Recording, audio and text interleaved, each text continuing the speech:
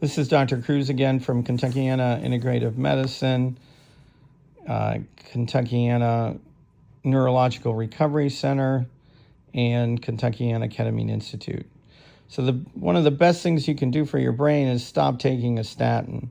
And this graph proves it. We need cholesterol because cholesterol is the building block for our neurotransmitters in our brain, all of our sex hormones, and vitamin D. And if you don't have enough cholesterol, you're going to have a low testosterone. You're not going to make your other hormones very well, so it's bad for women. And you're going to have a low vitamin D level because cholesterol is converted to vitamin D by the sun. And this graph proves everything that I'm saying in that if you look at the red area here, which I'm going to try to magnify, this says lower cholesterol, more infections and parasitic diseases. And then it says, and possibly higher cardiovascular mortality. It really should say, and definitely higher cardiovascular mortality, higher risk of death from a vascular issue, a heart attack or a stroke.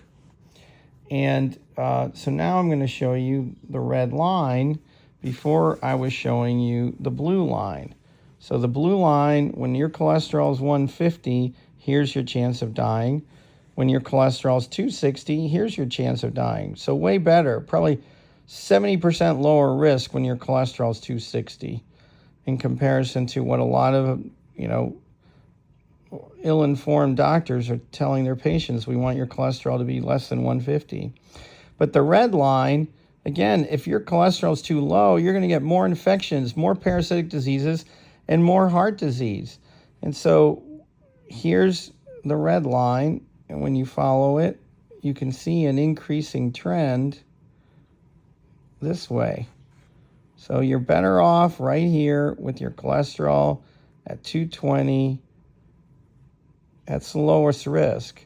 But if you start lowering your cholesterol gradually, your chances of heart attack, infection, parasites goes up.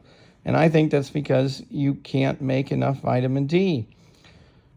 So that's the interesting part about that line.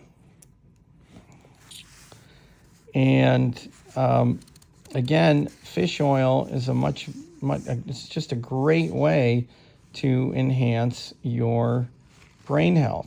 So next I want to show you a study that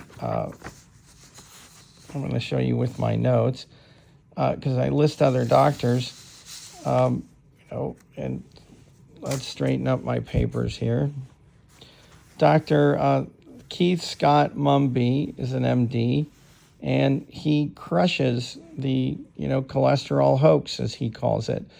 Dr. Mercola and his team of researchers document beautifully that every time cholesterol medications have been launched, there's an uptick in congestive heart failure and Alzheimer's 5 years later. Again, if statins block your ability to make CoQ10, which your mitochondria need to make energy, they're harmful. And, we've had patients that complain of leg cramps and that their muscles hurt in their legs. Well, if it's damaging leg muscles, it's damaging heart muscle. I've seen patients with rhabdomyolysis, which is a breakdown of the muscle where they're peeing muscle through their kidneys and in their urine. And it's the result of, the statins were destroying their muscles and in turn destroying their kidneys. But this is a good article. Statins stimulate heart disease, heart attacks, and heart failure. And it describes the pharmacological mechanisms. And look at the number of authors here. So I encourage you to look that up. And other authors, like I said before, Dr. Michael Flaherty from Louisville, Kentucky, Dr.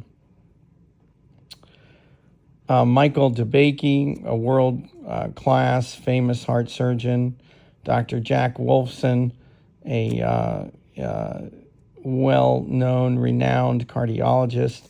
These are just a few of the names that are coming out adamantly criticizing statins.